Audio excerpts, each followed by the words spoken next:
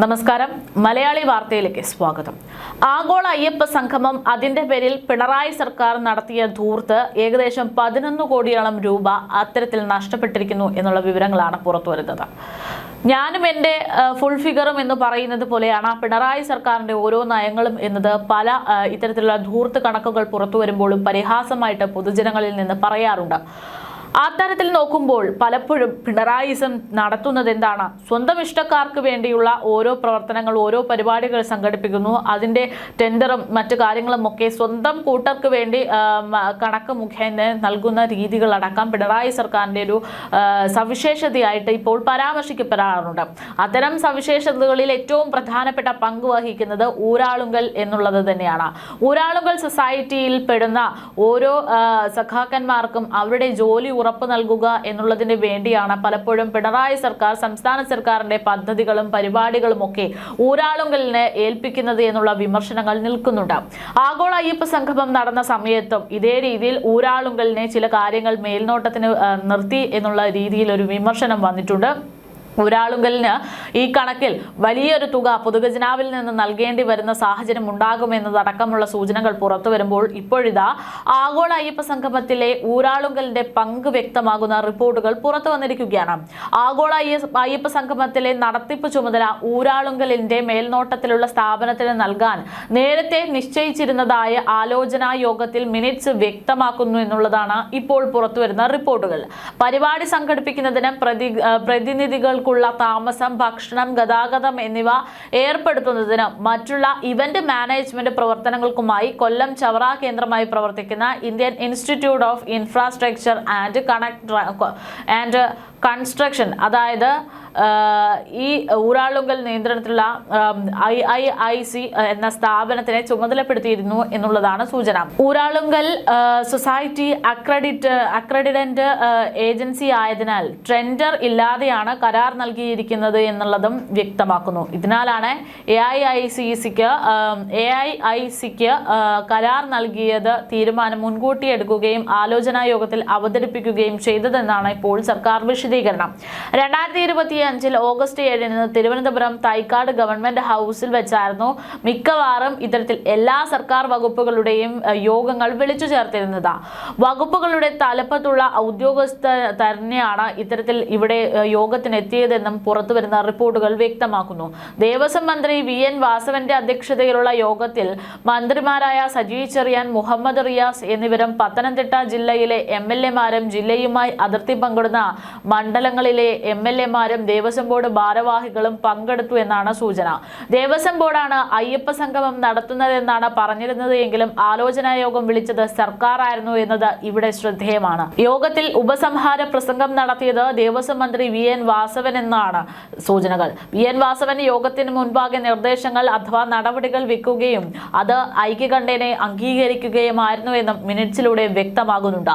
ഇങ്ങനെ മന്ത്രി പ്രഖ്യാപിച്ചതാണ് യോഗത്തിന്റെ തീരുമാനമായി വന്നത് എന്നാണ് പുറത്തുവരുന്ന റിപ്പോർട്ടുകൾ. സംഗമത്തിലെത്തുന്ന പ്രതിനിധികളുടെ താമസ സൗകര്യത്തിന് മുറികൾ ബുക്ക് ചെയ്യാൻ പ്രോട്ടോകോൾ ഓഫീസർമാരെ നിയോഗിച്ചത് ഈ യോഗത്തിൽ തന്നെയാണ്. അയ്യപ്പ സംഗമം നടന്ന സെപ്റ്റംബർ 20 നിലയ്ക്കലെത്തിച്ചു തന്നെ സംഗമത്തിലെത്തുന്ന പ്രതിനിധികൾക്ക് പാസ് നൽകിയിരുന്നത് ഇവന്റ് മാനേജ്മെന്റ് സ്ഥാപനത്തിന്റെ ജീവനക്കാരനു എന്നുള്ളതും വ്യക്തമാകുകയാണ്. എന്നാൽ ഈ ജീവനക്കാരുടെ കഴുത്തിൽ കിടക്കുന്നത് ULCC എന്ന ടാഗ് ആയിരുന്നു എന്നുള്ളതാണ് വലിയ വിരോധാഭാസമായി മാറുന്നത്. ULCC എന്നാൽ Uralungal labour contract cooperative society എന്നതിന്റെ ചുരുക്കപ്പേരാണ്. ശബരിമല തട്ടിപ്പിന്റെ ഒരു വലിയ ഞെട്ടിക്കുന്ന കാര്യങ്ങൾ പുറത്തു വരുമ്പോൾ എങ്ങനെയാണ് ഊരാളുങ്കൽ സൊസൈറ്റിയിലെ പ്രവർത്തകർ അവിടെ എത്തിയത് എന്നുള്ള ചോദ്യങ്ങളും അവർക്ക് ഇത്തരം വലിയ കോടിക്കണക്കിന് രൂപ നൽകേണ്ടുന്ന സാഹചര്യവും വന്നത് എന്നുള്ള വിമർശനങ്ങൾ വരുന്ന സാഹചര്യത്തിലാണ് ഇത്തരത്തിലുള്ള റിപ്പോർട്ടുകൾ പുറത്തു വരുന്നത്. എന്തായാലും ആഗോള അയ്യപ്പ സംഗമത്തിലും ഊരാളുങ്കൽ സൊസൈറ്റിക്കും അതിലെ പ്രവർത്തകർക്കും ഒരു അവസരം പിണറായി സർക്കാർ നൽകിയിട്ടുണ്ട് എന്നുള്ളത് ചുരുക്കം. നിലവിൽ ഒരു ദിവസത്തെ പരിപാടിക്ക് വേണ്ടി അദ്ദേഹം 4 ലക്ഷം അല്ലെങ്കിൽ 1 ലക്ഷത്തോളം രൂപ വരുന്ന കട്ടിലടക്കം വാങ്ങി അത് ലിസ്റ്റിൽ നൽകുന്നത് അല്ലെങ്കിൽ പൊതുജനങ്ങളുടെ പണം എടുത്തുകൊണ്ട് ഇത്തരത്തിൽ ധൂർത്തടിക്കുന്നത് വലിയ വിമർശനങ്ങൾക്ക് വഴിവെക്കുമ്പോഴാണ് ഊരാളുങ്കൽ സൊസൈറ്റിക്കെതിരെയും വലിയ രീതിയിലുള്ള ആക്ഷേപങ്ങളും വിമർശനങ്ങളും ഉയരുന്നത്.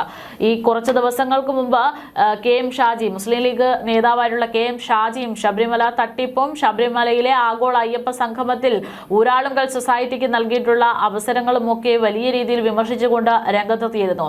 ശബരിമല തട്ടിപ്പിലെ മുഖ്യപ്രതി ഊരാളുങ്കൽ ലേബർ കോപ്പറേറ്റീവ് സൊസൈറ്റിയാണെന്നാണ് മുസ്ലിം ലീഗ് നേതാവ് കെ എം ഷാജി കുറച്ച് ദിവസങ്ങൾക്ക് മുമ്പ് തന്നെ വ്യക്തമാക്കിയത്. ഊരാളുങ്കൽ പിണറായി വിജയൻ കള്ളപ്പണം വെളുപ്പിക്കുന്ന ബിനാമിയാണ് എന്നും ഷാജി ആരോപിച്ചിരുന്നു.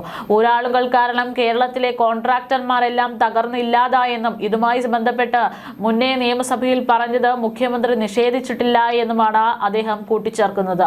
ഊരാളുങ്കലിന്റെ നിർദ്ദേശം ക്യാബിനറ്റ് എളുപ്പത്തിൽ പാസാക്കുമെന്നും ഷാജി വ്യക്തമാക്കി. അയ്യപ്പന്റെ കൃപ കൊണ്ടാണ് പിണറായി വിജയന്റെ കള്ളത്തരങ്ങൾ ഓരോന്നും ഇപ്പോൾ പുറത്തു വന്നുകൊണ്ടിരിക്കുന്നത് എന്നും ശബരിമലയിലേക്ക് പോകുന്ന വിശ്വാസികൾ ചെരുപ്പില്ലാതെ വഴിയരികിൽ കിടക്കുമ്പോൾ ആഗോള അയ്യപ്പ സംഗമം നടത്തി മുഖ്യമന്ത്രി ഒറ്റ ദിവസത്തേക്ക് 1 ലക്ഷം രൂപയുടെ കിടക്കയിലാണ് കിടക്കുന്നതെന്നും വലിയ രീതിയിൽ വിമർശനങ്ങൾ ഉണ്ടായി. വയനാട്ടിൽ സംസാരിക്കവെയാണ് കെ എം ഷാജി ഇത്തരത്തിൽ ഒരു പ്രതികരണം നടത്തുന്നത്. എന്തുകൊണ്ടാണ് ഇത്രയധികം ഇടപാടുകളുള്ള ഊരാളുങ്കലിന്റെ ആസ്തി വെളിപ്പെടുത്താത്തതെന്നും അദ്ദേഹം ചോദിക്കുകയുണ്ടായി. മറ്റുള്ള കോൺട്രാക്ടർ പോയാൽ ലഭിക്കാത്ത അനുമതികൾ ഊരാളുങ്കലിന് എളുപ്പത്തിൽ ലഭിക്കുന്നത് എങ്ങനെയാണ് എന്നും ഗുരുതരമായിട്ടുള്ള പ്രധാനപ്പെട്ട ഒരു ചോദ്യം തന്നെയാണ് അദ്ദേഹം ഉന്നയിച്ചിരിക്കുന്നത്. എന്തായാലും ഊരാളുങ്കലിന് ഇത്തരത്തിലൊരു അവസരം നൽകിയിരിക്കുന്നത് എന്നത് ഇപ്പോൾ പുറത്തു വരുന്ന മിനിറ്റ്സിന്റെ അടിസ്ഥാനത്തിൽ വ്യക്തമായിരിക്കുകയാണ്. ഇനി എത്തരത്തിലൊക്കെയാണ് പണം ഏത് വഴിക്കൊക്കെയാണ് പോയത് എന്നും ഏത് വഴിയിലൂടെയാണ് പണം ലഭിച്ചത് എന്നതിനെ കുറിച്ചുള്ള ഡീറ്റെയിൽസുകളുമാണ് പുറത്തേക്ക് വരേണ്ടുന്നത്. എന്തായാലും ആഗോള അയ്യപ്പ സംഗമത്തിന്റെ പേരിൽ പിണറായി വിജയൻ സർക്കാരിന് വലിയ തിരിച്ചടികളാണ് നിലവിൽ ഉണ്ടായിക്കൊണ്ടിരിക്കുന്നത് എന്നുള്ളതാണ് ഈ ഒരു റിപ്പോർട്ടുകൾ പുറത്തു വരുമ്പോൾ വ്യക്തമാക്കുന്നത്. തദ്ദേശ തിരഞ്ഞെടുപ്പ് കാലഘട്ടത്തിൽ എങ്ങനെയെങ്കിലും വോട്ട് പിടിക്കൽ ലക്ഷ്യമിട്ടുകൊണ്ടൊരു പരിപാടി നടത്തുന്നു. 4000-ലധികം ആളുകളെ പ്രതീക്ഷിച്ചുകൊണ്ടുള്ള പരിപാടി. പക്ഷെ അവിടെ എത്തിപ്പെട്ടത് ചുരുങ്ങിയ ആളുകൾ. പകുതി പോലും ആളുകൾ, അതായത് 2000 പോലും ആളുകൾ എത്താതിരുന്ന പരിപാടി ഒരു CPM-ന്റെ പാർട്ടി പരിപാടി പോലെ ആയിട്ടാണ് വിമർശിക്കപ്പെട്ടത്. അത്തരത്തിൽ പാർട്ടി പരിപാടി എന്ന് തോന്നിക്കുന്ന തരത്തിൽ സർക്കാർ അടക്കം എത്തിയിട്ടുള്ള പമ്പയിൽ നിന്ന് നടത്തിയിട്ടുള്ള പരിപാടിയുടെ കണക്കു വിവരങ്ങൾ പുറത്തു വന്നപ്പോൾ നടക്കാത്ത ഭജനയുടെ പാട്ടിന്റെയൊക്കെ പേരിൽ ലക്ഷങ്ങൾ എഴുതി വാങ്ങുന്ന തരത്തിലുള്ള റിപ്പോർട്ടുകളൊക്കെ പുറത്തു വന്നു. ഇപ്പോൾ ഇത്തരത്തിൽ നിരവധി കള്ളക്കണക്കുകൾ ഓരോന്നോരോന്ന് പൊളിയുന്ന സാഹചര്യത്തിലാണ് ഊരാളുങ്കൽ സൊസൈറ്റിക്ക് പിണറായി സർക്കാർ നൽകുന്ന അവസരങ്ങളെ കുറിച്ച് കൂടെ ചർച്ച ചെയ്യപ്പെടുന്നത് എന്നുള്ളതാണ്.